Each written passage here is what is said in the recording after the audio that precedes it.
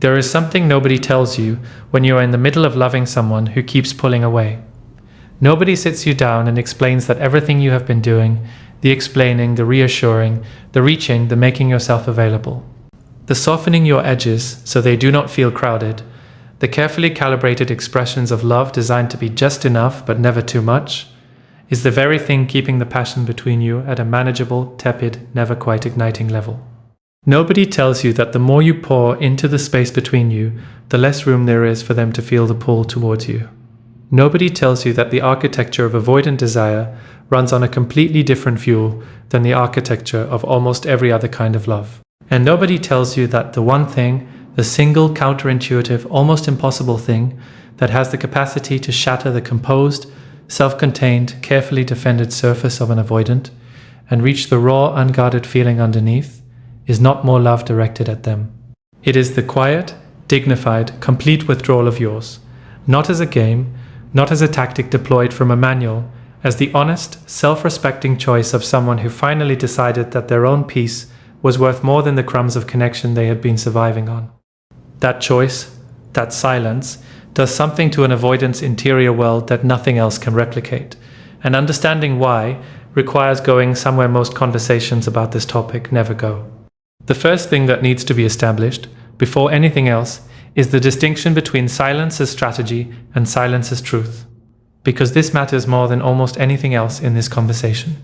And conflating the two will either mislead you about what silence actually does, or worse, turn you into someone performing an emotional state you do not genuinely inhabit, in the hope of engineering a specific response. Silence as strategy is manufactured distance. It is choosing not to reach out while spending every quiet moment of your day thinking about reaching out, monitoring their response to your absence, running calculations about how long to maintain the silence before the desired reaction materializes. It is fundamentally still organized around them. It is still, at its core, an expression of how much you are thinking about what they need and what they feel and what they will do. It is your love wearing a disguise. And avoidants, whose nervous systems are extraordinarily attuned to the emotional atmosphere of their relational environment, can feel the difference. Not always consciously. Not in a way they could articulate. But something in them registers the quality of silence, whether it is the silence of genuine self-reclamation or the silence of strategic waiting. The first destabilizes them at depth. The second, they can, on some level, wait out. Silence as truth is something else entirely. It is the silence that arrives when you have genuinely, honestly reached the end of what you are willing to give to a situation, that keeps taking without adequately returning. When the grief has moved through enough of its stages that the reaching stops feeling like the obvious next move. When you begin, tentatively and then more fully, to reorient your attention towards your own life, your own healing, your own sense of who you are outside of this dynamic. This silence is not about them, it is about you. And paradoxically, it is precisely that quality, the genuine self-directedness of it, the fact that it does not have them at its center, that makes it the most powerful relational force you have ever brought to bear. Now, why does silence, real silence, truth silence, do what it does to an avoidant's passion? Why does the withdrawal of your consistent emotional presence ignite something in them that your consistent emotional presence never could? To understand this, you need to understand how avoidant desire is structured, because it does not function the way desire functions in more secure attachment styles. In secure attachment, desire is fed by presence, by availability, by the gradual, safe deepening of connection over time. The more present and available and consistently loving the other person is, the more desire has room to grow and stabilize and become something that can be built upon. In avoidant attachment, desire is fed by tension, by the push and pull between wanting and the fear of wanting, by the specific activating experience of something being almost reachable but not quite secure. Avoidant desire is, in its deepest structure, organized around the experience of pursuit, not of being pursued, but of pursuing, of wanting something that has not yet been fully obtained, of reaching towards something whose availability is not guaranteed. This is not a character flaw, exactly. It is the predictable outcome of an attachment history in which love was inconsistent, in which the presence of a caregiver was unpredictable enough that the child learned to want most intensely when the wanting was activated by uncertainty. The nervous system calibrated desire to the experience of not quite having, And that calibration, laid down in the formative years, becomes the template for adult romantic desire. Which means that your consistent, available, reliable love, the love you offered fully and without the artificial drama of withholding, registered in the avoidance desire system as something it had no good framework for. Not because it was not valuable, but because it was too available to activate the specific kind of wanting that their psychology runs on. This is one of the cruelest and most important truths about loving an avoidant. The love you gave, the honest, generous, fully present love that you poured into the relationship, was in a very specific neurological sense, working against the activation of their deepest desire for you. Not because there was anything wrong with it, because their desire system was not built to respond to it. Their desire system was built to respond to uncertainty, to the felt sense of potential loss, to the specific, almost unbearable activation that occurs when something genuinely wanted suddenly becomes genuinely uncertain. And that is exactly what your silence creates. When you go genuinely quiet, when the reliable presence of your love and your reaching and your available emotional warmth suddenly withdraws, the avoidance desire system encounters the precise stimulus it was designed to respond to. Not with comfort. Not with the warm, settled feeling of love being received and appreciated, with urgency, with the specific animal urgency of something important suddenly being at risk. The passion that your silence ignites is not manufactured. It is not a performance or a manipulation. It is their actual desire, finally activated by the only condition under which their specific nervous system knows how to fully feel it. The desire was always there. What was missing was the condition required to make it loud enough to override the fear. Here is where the complexity arrives, and where honesty requires the conversation to hold two things simultaneously. The fact that your silence activates avoidant passion does not mean that passion is sustainable in the long term without deeper work on their part. The ignition is real. The feeling that your withdrawal produces in them is genuine. But the architecture of avoidant desire, organized around tension and uncertainty rather than safety and consistency, means that the passion tends to be most available precisely in the conditions that are least healthy for you. It peaks when you are unreachable, when the outcome is uncertain, when the possibility of genuine loss is on the table. And what happens when you return? When the uncertainty resolves, when the distance closes and you are present and available again. In many cases, the same dynamic reasserts itself. The availability reduces the urgency. The certainty quiets the desire. The passion that your silence ignited begins, gradually, to cool back to the managed, maintained level at which avoidants are most comfortable experiencing intimacy. This is not inevitable. Avoidants who are actively doing the work of understanding and interrupting their patterns can learn to sustain passion in the presence of availability, can learn to let their nervous system experience consistent love as nourishing rather than activating and then deflating, can rewire, slowly and with significant effort, the relationship between desire and uncertainty. But without that work, the pattern will reassert. And knowing this is not pessimism, it is the information you need to make decisions about your own life that are grounded in reality, rather than hope. So what specifically happens in the avoidance interior world when your silence lands? Walk through it with precision, because the sequence matters. The first stage is the already discussed disbelief, and the brief assumption that the silence is temporary. Their internal model of you, the model built on your history of consistent presence, tells them that this is a pause, not a conclusion. That you will return to your previous pattern, that the reaching will resume. They wait for this with a confidence that is, underneath, more anxious than it appears. The second stage begins when the silence extends beyond what their internal model predicted, when the days accumulate and the quiet holds and the reaching does not resume. This is where the anxiety begins to surface. Not as distress they will display. Avoidants rarely display their anxiety, having learned to contain it from very early on, but as an internal increase in the volume of thoughts about you, as a growing preoccupation that competes with the busyness and the self-sufficiency routines and the other channels through which they usually manage unwanted feeling. The third stage is where the passion begins to activate. As the anxiety deepens and the silence continues, and the possibility that your absence might be genuine and lasting becomes harder to dismiss, something in the avoidance desire system shifts gear. The preoccupation with you stops being a background hum and becomes a foreground urgency. The thoughts about you stop being manageable and become consuming. the feeling they have been containing and qualifying and routing around suddenly has nowhere to go except directly towards you. And it arrives there with an intensity that surprises them. That is louder and more demanding than they anticipated. That does not respond to the usual containment strategies. This is the passion exploding. Not in a cinematic, dramatic external sense necessarily, in the interior sense, in the specific, overwhelming, finally uncontainable sense of a feeling that has been compressed behind walls for too long and has finally reached the pressure at which it cannot be held back. There is something specific about what the avoidant experiences during this phase that needs to be named, because it illuminates the paradox at the heart of their relationship with desire. They want you most when they have the least right to have you.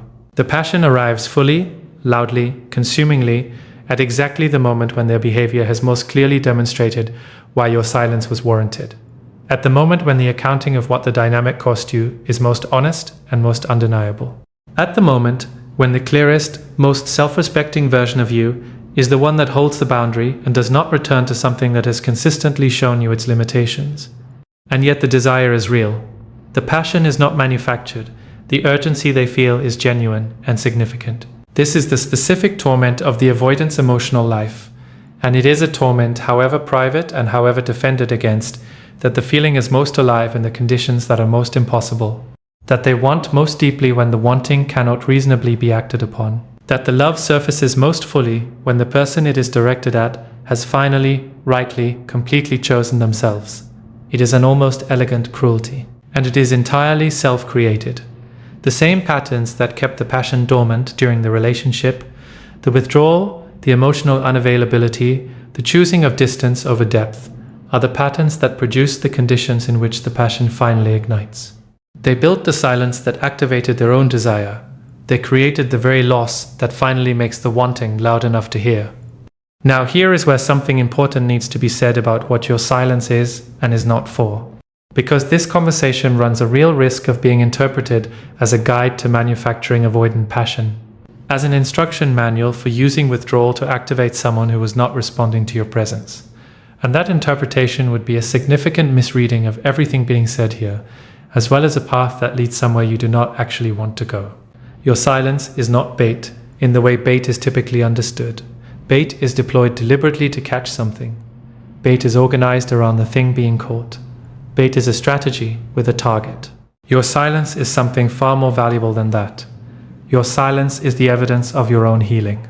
It is proof that you have reached the point where your own life, your own peace, your own emotional landscape, your own sense of what you deserve, has become more important to you than managing the emotional response of someone who was not managing theirs on your behalf. It is the moment you stopped being the most available person in the dynamic and started being the most important person in your own story. The fact that this particular form of genuine self-reclamation also happens to be the precise stimulus required to activate deep avoidant desire is a consequence, not an intention. And the moment you start treating it as intentional, the moment you start performing the silence rather than living it, you lose the thing that made it powerful, which is its absolute, unperformable truth. Let us talk about what the passion that your silence ignites actually looks like in practice. Because it is important to recognize it accurately rather than through the distorting lens of hope or the distorting lens of cynicism.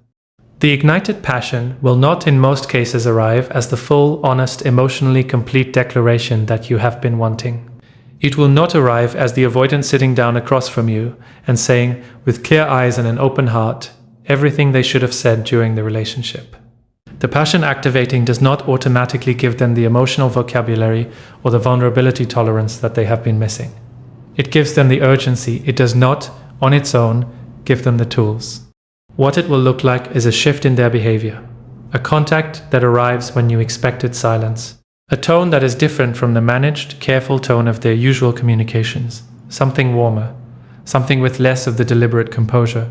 Something that has the slightly reckless quality of feeling that has gotten ahead of management. An increased presence in spaces where they might encounter evidence of you. A reaching that is tentative and slightly awkward. The reaching of someone who is not practiced at reaching, who finds the act of reaching uncomfortable, but who is being pushed toward it by something stronger than the discomfort. You may notice they say something that is closer to honest than what they usually allow themselves. Not completely honest. The defenses do not simply dissolve. but a degree more transparent. A statement about missing something, a reference to a specific memory from the relationship that indicates they have been carrying it actively, not filing it away. A question about how you are that has more genuine interest in the answer than their questions usually carry. These things are the passion made visible. Small, imperfect, still defended, but real, and different measurably from what was available before the silence. The anger that tends to accompany the passion is worth addressing directly, because it will be confusing if you are not prepared for it. The passion and the anger are not separate phenomena.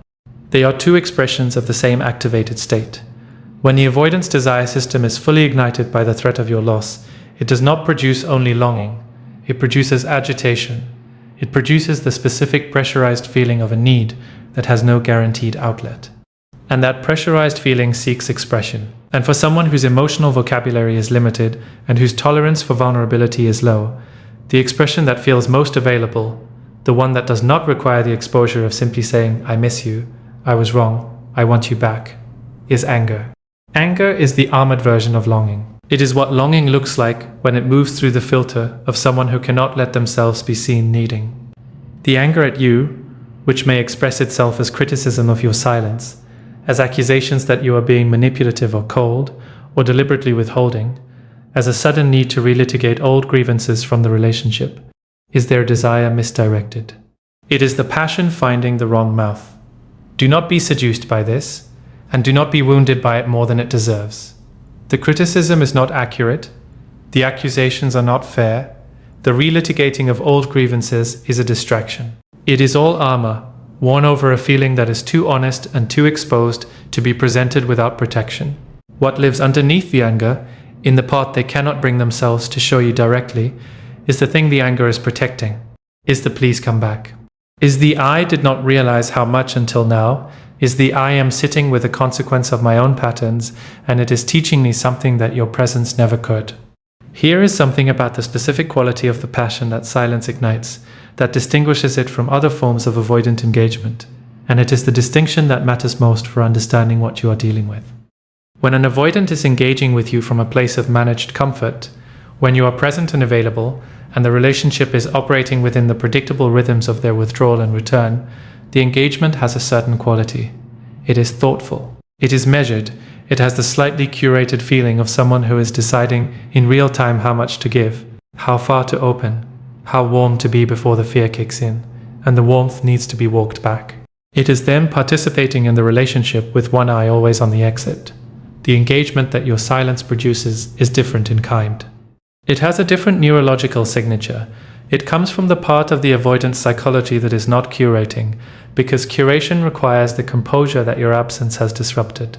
It is messier, more urgent, less careful about the impression it creates or the vulnerability it reveals. It has the quality of someone responding to something rather than deciding about something, reactive rather than managed, unguarded in ways that the managed version is never unguarded. This unguarded quality is the closest many avoidants ever get to expressing their actual depth of feeling in real time. Not in retrospect, not in the dark privacy of their sleepless hours, but in the alive and urgent present of reaching for something they are genuinely afraid of losing. And for people who love an avoidant, who have spent long months or years wondering whether the depth of feeling they sometimes glimpsed was real, this quality of reaching can be profoundly moving, profoundly confirming, profoundly difficult to hold the boundary against, which is precisely why the boundary matters most in exactly this moment. Because here is the thing about the passion that silence ignites that the conversation cannot skip past in the name of emotional satisfaction. The passion is real, the urgency is genuine, and it is not sufficient on its own to change anything. Passion activated by loss is not the same as the sustained, daily, ordinary commitment to showing up that a real relationship requires. It is a peak state. It is the emotional equivalent of an adrenaline surge, real and powerful and by its nature temporary. The question is not whether the surge is genuine, it is whether there is anything underneath it that can sustain a different way of being when the adrenaline normalizes and the ordinary days return. An avoidant who has been genuinely humbled by your silence, who has done some honest reckoning with what their patterns cost, who has moved toward rather than away from the discomfort of their own accountability, has the potential to carry something from the ignited passion back into a relationship that is different from the one they left. A relationship built on something more than the alternating activation and relief of the push-pull dynamic. An avoidant who has been activated by the passion but has done none of the underlying work will return with urgency and warmth and what looks like changed behavior. And the change will last exactly as long as the urgency does. And when the urgency normalizes, when your presence is reliable again, when the loss is no longer imminent, when the tension that activated the desire dissipates into the comfort of your returned availability, the old patterns will reassert. The availability will reduce the urgency. The closeness will reactivate the fear. The withdrawal will begin its familiar orbit. Not because they are bad, not because they were lying. Because the pattern runs deeper than the passion. And passion, on its own, without the structural work to change the underlying architecture, is not enough to break a pattern. So what do you do with all of this? You are sitting with the knowledge that your silence is doing something significant in them. Perhaps you have already seen the evidence of it. The changed quality of their contact, the urgency underneath the composure, the slightly reckless reaching that characterizes ignited avoidant passion, you can feel the pull of it. The confirmation that yes, the feeling was real, yes, the connection mattered, yes, they are experiencing the cost of the distance they created. And you are also sitting, if you have been honest with yourself through this conversation, with the understanding that the passion alone is not the answer. That returning to the arms of the urgency without requiring evidence of the underlying work is returning to the beginning of the same story wearing a new cover. What you do with this is not a formula. It is not a set of steps. It is a single, sustained, ongoing act of self-honesty, which is keep your eyes on the behavior, not the feeling. Keep your attention on the pattern over time, not on the peak moments of activated passion. Keep your standard rooted in what the relationship actually looks like on ordinary days, not in the charged, ignited, urgency-driven days of crisis and longing, but in the quiet middle of an ordinary week when nothing dramatic is happening and the real shape of how someone shows up for you becomes visible. The passion is data. It tells you the feeling is real. It tells you the connection was never as indifferent as the distance sometimes made it appear. It tells you that underneath all the walls, in the place that your silence finally reached, there is something genuine and significant. That is worth knowing. That is real information. But it is one data point. And a relationship is built on a pattern of data points across time, in conditions of both ease and difficulty, in ordinary moments and in charged ones. The passion that silence ignites is a beginning, at best, a door opening that was previously closed. Whether anything real walks through it depends entirely on what they do next, when the urgency stabilizes and the real work either begins or does not. There is something worth naming about what your silence gives you in this process that has nothing to do with its effect on the avoidant.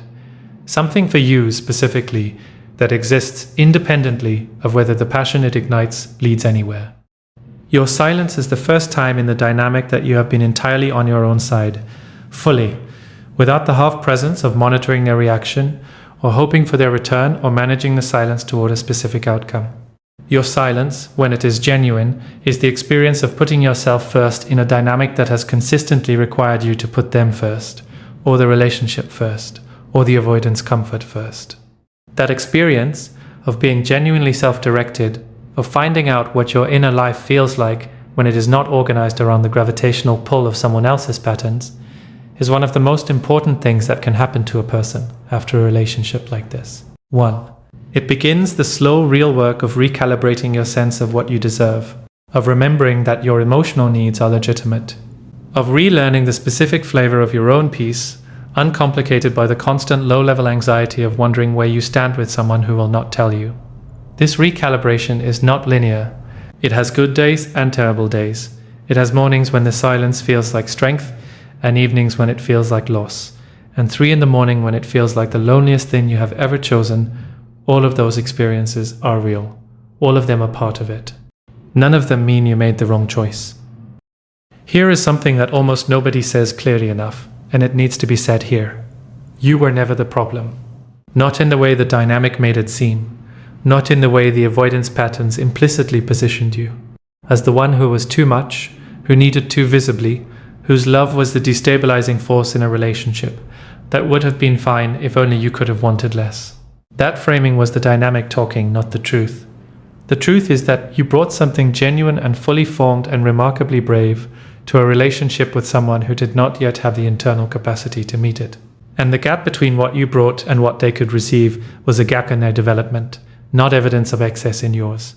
Your love was not the problem. Your need was not excessive. Your desire for consistency and presence, and the ordinary daily evidence of being chosen, those things are not demands. They are the basic conditions of a livable love. And the fact that they exceeded what the avoidant could provide in their current form is a statement about their current form, not about the reasonableness of what you needed. Your silence confirmed this. Not loudly, not with accusation or drama or the performance of departure, simply by its existence. By the fact that when you stopped absorbing the dynamic and started choosing yourself, the dynamic revealed its actual shape, and the shape was not of two equally contributing partners who simply had different needs. It was the shape of someone who was giving and someone who was taking in proportions that were never fair to you. The passion that your silence ignites is the avoidant finally, involuntarily, in the only conditions their nervous system could generate it, feeling the weight of what you actually are to them. Not the weight they assigned to your love when it was reliably available, which was, honestly, not enough. The weight it carries in its absence, when the absence is real, when the loss is possible. When the version of the future that includes you is no longer guaranteed, in that weight they find the answer to the question they should have been asking the entire time. Not how much space do I need from this, not how do I manage the intimacy to a level I can tolerate. The actual question, the one that matters, the one that your silence, and only your silence, finally forces. What would I lose if I lost this entirely?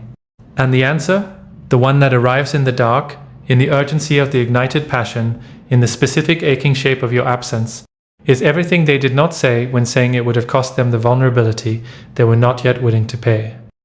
You did not go quiet to make them feel this. You went quiet because continuing to speak into the void was costing you something you could not afford to keep paying. You went quiet because the version of yourself that existed inside the dynamic, smaller, more anxious, organized around another person's emotional management, was not the version you recognized as yourself. You went quiet because silence was the only honest thing left. And the honesty of it, the complete, unperformable, self-directed honesty of it, reached somewhere in them that nothing else could. That is not a small thing. That is not nothing. That is you finally and completely choosing yourself, and in the choosing, becoming the most significant presence in the dynamic by the simple act of being absent from it. The passion that exploded in the space you left is real. Remember that. The connection was never the illusion you wondered about during the worst nights of the silence. The feeling was always there, buried under layers of defense and fear, and the specific damage of a person who learned too early that love was not safe. But real feeling, buried that deep, living that far behind walls, is not something you can wait out indefinitely. You tried. You gave it more than it asked for. You stayed longer than most people would. You understood more than you needed to. You were more patient and more compassionate and more generous than the situation ever adequately honored. And then you chose yourself. And in choosing yourself, you finally gave the dynamic the only thing it had never had. The truth. And the truth, as it turns out, is the only thing that ever had a chance of changing anything. In them. And in you. And in whatever comes next, whatever shape that takes, whatever you decide it means for how you move through the world and what you require from the people you allow into the interior of your life. You have earned something from all of this. Not just the understanding of their psychology, as useful as that is. Something more personal. The knowledge that your love, your full, honest, unarmored love, is something worth protecting. Worth offering only to someone who can receive it properly. Worth the silence it sometimes takes to find out who that person actually is. And here is what that knowledge looks like when it finally stops being something you understand intellectually and starts being something you actually live. Not as an insight you revisit during hard moments, as a permanent rearrangement of something foundational in you, a shift in the baseline, a new floor beneath which you simply will not go again, not because you made a rule about it, but because you have felt the cost of going below it, and the cost changed you in ways that cannot be undone. You know things now that you did not know before this dynamic ran its full length through you. Not comfortable things, not the kind of knowledge that arrives keenly and sits lightly, the kind that comes from having loved someone past the point of wisdom and coming out the other side with a clearer view of both them and yourself than comfort ever could have provided. You know what it feels like to organize your emotional life around someone else's fear, To wake up in the morning and feel, before anything else, the low hum of wondering where you stand. To calibrate your expression and your need and your reaching to the tolerance level of someone who was not doing the same calibration on your behalf. To be the person in the dynamic who was always more careful, more considerate, more emotionally responsible for the space between two people than the other person was willing to be. You know that feeling in your body now. Its specific weight, its specific texture, and that knowing, that embodied, cellular, undeniable knowing is the thing that will protect you going forward in ways that no amount of intellectual understanding ever could, because you will recognize it. The moment a new dynamic begins to ask you to make yourself smaller, to need less, to absorb silence as though it is something you earned, you will feel it, not as a thought, as an alarm. And the alarm will be early enough, and loud enough, and credible enough that you will not need to spend months downstream of it before you listen. There is something else the silence gave you that deserves its own space in this conversation. Something that tends to get overlooked in the rush to understand the avoidance response to your withdrawal and what it means and where it leads. Your silence gave you back your imagination. This sounds small. It is not small. Consider how much of your imaginative and cognitive and emotional bandwidth was consumed for the duration of the dynamic by the project of understanding, managing, anticipating, and responding to another person's patterns. How much of your interior life was not your own, was instead a running analysis of their behavior, a constant low-level processing of what the latest withdrawal meant and whether the latest warmth was sustainable, and what the right response was to each new configuration of distance and closeness. How much of your creativity and your energy and your capacity for joy was being quietly redirected into the maintenance of a connection that was not maintaining you in return? When the silence began, when you stopped organizing your inner life around the gravitational pull of their patterns, something opened up, slowly, unevenly, with the awkward, slightly disorienting quality of space that does not yet know what to do with itself. But genuinely, the bandwidth that had been permanently allocated to them became available for other things. For your own thoughts, unfiltered through the lens of the dynamic. For your own desires, unqualified by what they might tolerate or require. For the version of yourself that existed before this relationship carved its particular grooves into you, and that has been waiting patiently to be reoccupied. That version of you is not gone. It was never gone, it was simply crowded out. And the silence, your silence, the one you finally gave yourself, is the thing that began the uncrowding. Now, back to them. Back to what the ignited passion actually demands of them, if it is going to mean anything beyond a temporary surge of urgency that eventually normalizes back into the familiar patterns. Because the passion exploding is a beginning, it is the cracking of something that was sealed.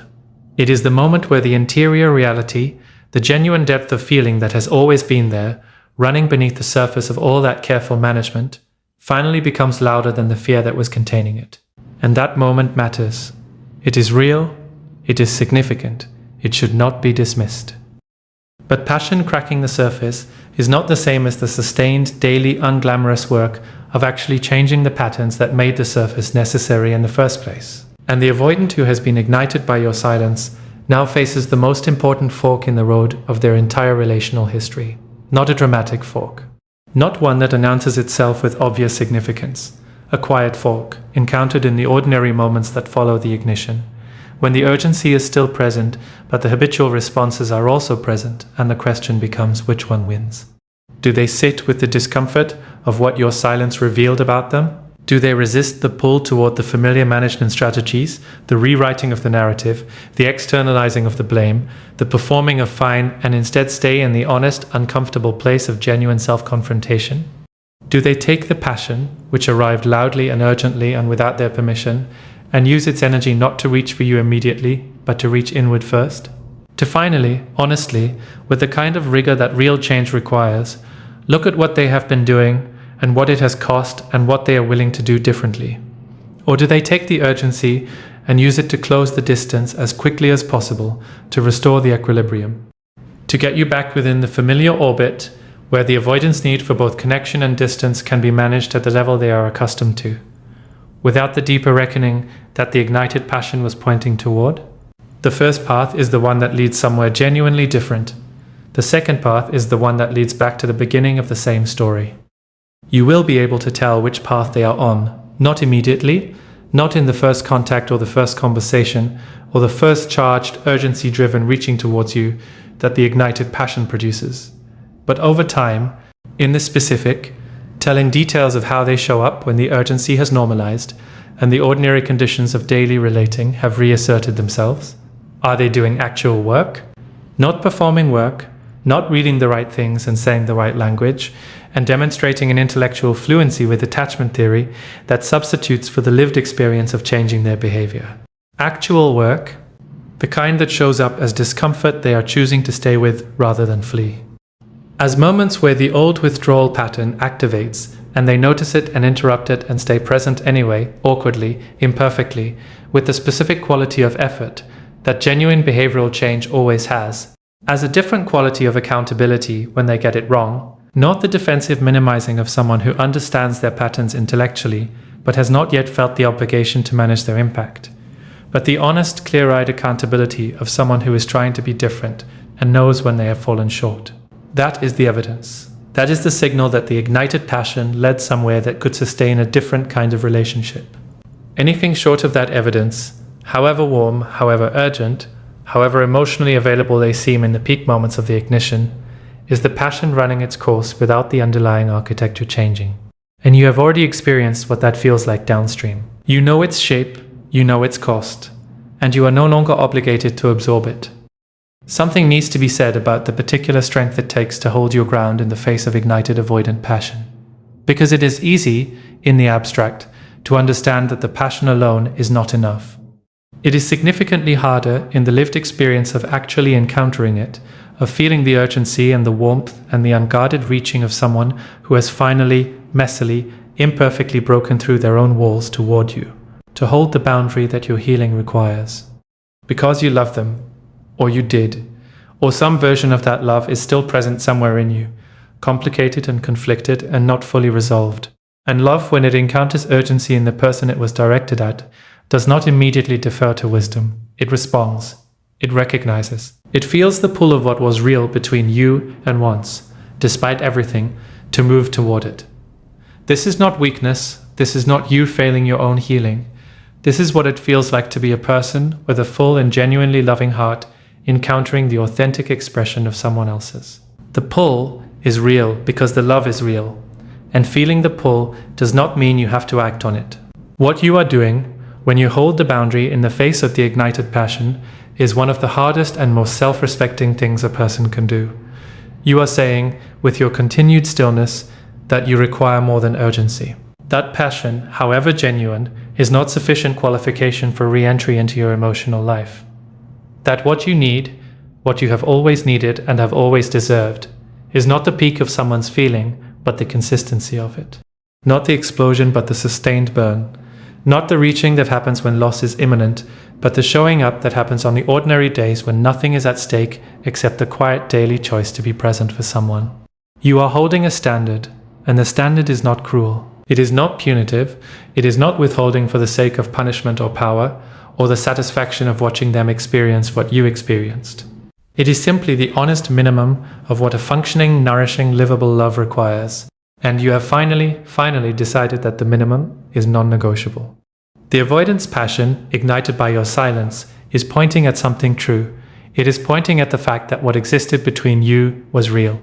That the connection was not imagined. That the feeling, however buried under layers of defense and fear, and the specific damage of their attachment history, was genuine and significant, and not something they can simply decide not to have. Let that be true.